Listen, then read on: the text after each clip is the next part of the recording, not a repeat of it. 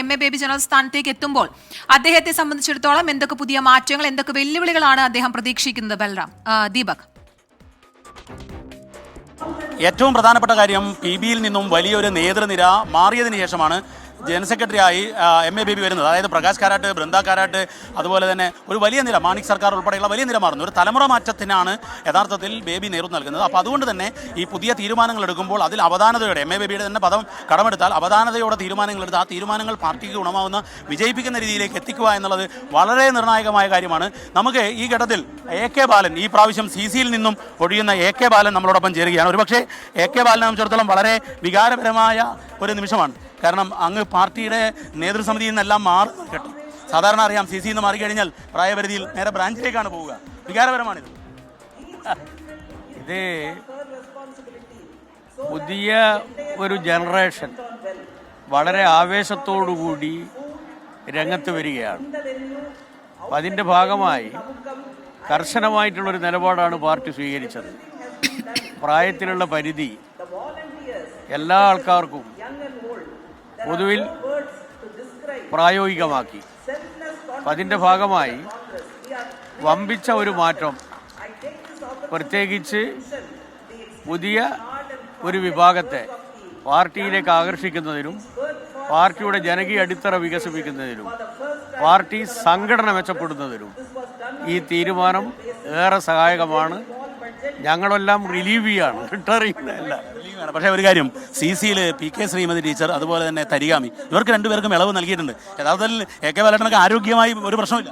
അല്ല, അത് ജമ്മു കാശ്മീരിൻ്റെ പ്രത്യേക സ്ഥിതിയല്ലല്ലോ കേരളത്തിലുള്ളത്. ടീച്ചർ അഖിലേന്ത്യാ തലത്തിൽ മഹിളാ രംഗവുമായി ബന്ധപ്പെട്ടുകൊണ്ട് പ്രവർത്തിക്കുന്ന ഒരു ദേശീയ നേതാവാണ്. അവർക്ക് കിട്ടിയിട്ടുള്ള എക്സംഷൻ മറ്റൊരാൾക്ക് വേണമെന്ന് പറയുന്നത് നിങ്ങളുടെ ഒരു കുശുണ്ട് ബുദ്ധിന്റെ ഭാഗമാണ്. അല്ല, PBയിൽ പിണറായിക്ക് വീണ്ടും കണ്ണൂരിൽ നിന്ന് എക്സംഷൻ കൊടുത്തു, വീണ്ടും എക്സംഷൻ കിട്ടിയിട്ടുണ്ട്. അത് പക്ഷേ ഒരുപക്ഷെ കേരളത്തിലെ മുഖ്യമന്ത്രി എന്നുള്ള നിലയിൽ അതൊരു അനിവാര്യമായ പാർട്ടി തീരുമാനമായിരിക്കും. അല്ല, അദ്ദേഹത്തിന് 23-ാം പാർട്ടി കോൺഗ്രസ് എക്സംഷൻ കൊടുത്തത് മുഖ്യമന്ത്രി എന്നുള്ള നിലയിലാണ്. ആ മുഖ്യമന്ത്രി സ്ഥാനത്താണ് ഇപ്പോഴും അദ്ദേഹം ഉള്ളത്. അതുകൊണ്ട് ഓട്ടോമാറ്റിക്കായി എക്സംഷന് അദ്ദേഹം അർഹനാണ്. കേരളത്തിൽ നിന്നും CCയിലേക്ക് വന്നവരെ പരിശോധിക്കുമ്പോൾ ദിനേശൻ പുത്തലത്ത്, അതുപോലെ തന്നെ ഇപ്പോൾ വന്നിരിക്കുന്നത് TP രാമകൃഷ്ണൻ, LDF കൺവീനർ, സ്വാഭാവികമായിട്ടും സലീഖ വന്നിരിക്കുകയാണ്. സാധാരണഗതിയിൽ പ്രതീക്ഷിക്കാത്തൊരു തീരുമാനം. അത് TP രാമകൃഷ്ണൻ LDFിൻ്റെ കൺവീനറാണ്. ദീർഘകാലം ട്രേഡ് യൂണിയൻ രംഗത്തും പാർട്ടി രംഗത്തുള്ള ഒരാളാണ്. പിന്നെ പുതിയ ഒരു ആളെന്നുള്ള നിലയിൽ ദിനേശന് പ്രത്യയശാസ്ത്രപരമായി, രാഷ്ട്രീയമായി, സംഘടനാപരമായി നല്ല സംഭാവന ചെയ്യാൻ സാധിക്കുന്ന ഒരു ചെറുപ്പക്കാരനാണ്. മറ്റതിൻ്റെ ഒരു പ്രത്യേകത, സലീഖ ഒരു മുസ്ലിം കേഡർ കൂടിയാണ്. ഒരു മുസ്ലിം വനിത CCയിലേക്ക് വരിക എന്നുള്ളത് ഇപ്പോൾ ആകെയുള്ളത് ഒരാളാണല്ലോ, മഹാരാഷ്ട്രയിൽ നിന്ന്. അവരിപ്പോൾ PBയിലും എത്തി. ആ ഒരു നിലയിലാണ്. അതെ. അപ്പോൾ ന്യൂനപക്ഷത്തിൽ നിന്ന് ഒരു വനിത കേന്ദ്ര കമ്മിറ്റിയിലേക്ക് കേരളത്തിൽ നിന്ന് വരിക, അത് പാലക്കാട് ജില്ലയിലുള്ള ഒരു വനിതാ നേതാവ്.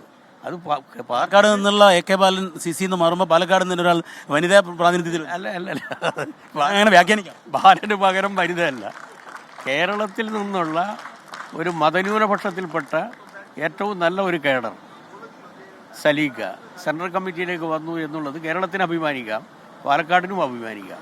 ഓക്കെ, ഏതായാലും വളരെ കൃത്യമായി തന്നെ AK ബാലൻ പറയുന്നത് ഇത് പാർട്ടി എടുത്ത ഏറ്റവും ഉചിതമായ തീരുമാനം എന്നുള്ളതാണ്. നമുക്ക് കൂടുതൽ പ്രതിനിധികളിലേക്ക് പോകേണ്ടതുണ്ട്. ശൈലജ ടീച്ചർ അവിടെ മറ്റൊരു ചാനലുമായി സംസാരിച്ചുകൊണ്ടിരിക്കുകയാണ്. നമുക്ക് സിന്ധുവിലേക്ക് പോവുകയാണ്. സെൻട്രൽ പാർട്ടിയുടെ കേന്ദ്ര ഘടകത്തിൻ്റെ ഭാഗമായി പ്രവർത്തിക്കുന്ന മലയാളിയാണ്. ഈ പുതിയ തീരുമാനത്തിൽ CCയിലേക്കും PBയിലേക്കും പുതിയ രക്തം വന്നിരിക്കുന്നു. വലിയൊരു തലമുറ മാറ്റമാണ് PBയുടെ കാര്യത്തിൽ നടന്നിരിക്കുന്നത്. അത് എല്ലാ കാലത്തും ഇങ്ങനെ തന്നെയാണ് കമ്മ്യൂണിസ്റ്റ് പാർട്ടികളിൽ ഉണ്ടാകാറുള്ളത്. അതൊരു ഒരു നൈരന്തര്യമാണ്. അത് ഒരു പഴയ തലമുറയുടെ അനുഭവവും പുതിയ രക്തത്തിൻ്റെ ആവേശവും ഉൾക്കൊള്ളുന്ന ഒരു കമ്മിറ്റികളാണ് സാധാരണഗതിയിൽ എല്ലാ ഇതിലുള്ളത്. ഇത് തീർച്ചയായിട്ടും ഒരു തലമുറ മാറ്റം തന്നെയാണ്. അത് വളരെ ആവേശകരമായി. CCയിലേക്ക് എത്തിയ TP രാമകൃഷ്ണൻ, LDF കൺവീനർ നമ്മളോടൊപ്പം ഉണ്ട്. ഇപ്പോൾ ഇന്റർനാഷണൽ ഗാനം തുടങ്ങിയിരിക്കുകയാണ്. അതിനുശേഷം അദ്ദേഹം നമ്മളോടൊപ്പം ചേരും. ഇപ്പോൾ പ്രതിനിധികൾ ഇന്റർനാഷണൽ ഗാനത്തിലേക്ക് കടന്നിരിക്കുകയാണ്. നമുക്ക് ദൃശ്യങ്ങളിൽ അത് കാണാം. ദൃശ്യങ്ങളിലേക്കൊന്ന് നമ്മൾ സ്റ്റേജിലേക്കൊന്ന് ക്യാമറ തിരിച്ചാൽ നമുക്ക് ഇന്റർനാഷണൽ, സാധാരണ എല്ലാ പാർട്ടി സമ്മേളനങ്ങളുടെയും അവസാനത്തെ അജണ്ടയാണ് ഇന്റർനാഷണൽ.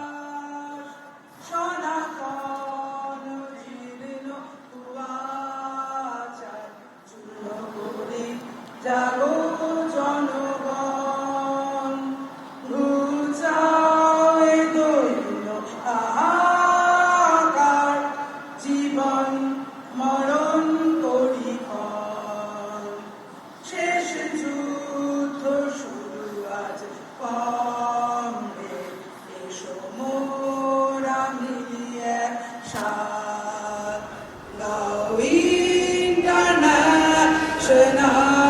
international মিলাবে মানবতা শেষ যুদ্ধ শুরু আজ কমরেড এসো মোরা মিলিয়ে সাত Now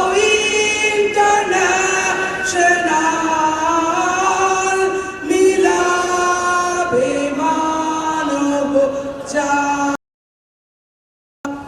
İnkılap zindabad CPIM zindabad İnkılap zindabad CPIM zindabad BJP RSS murdabad BJP RSS murdabad Down down imperialism Down down imperialism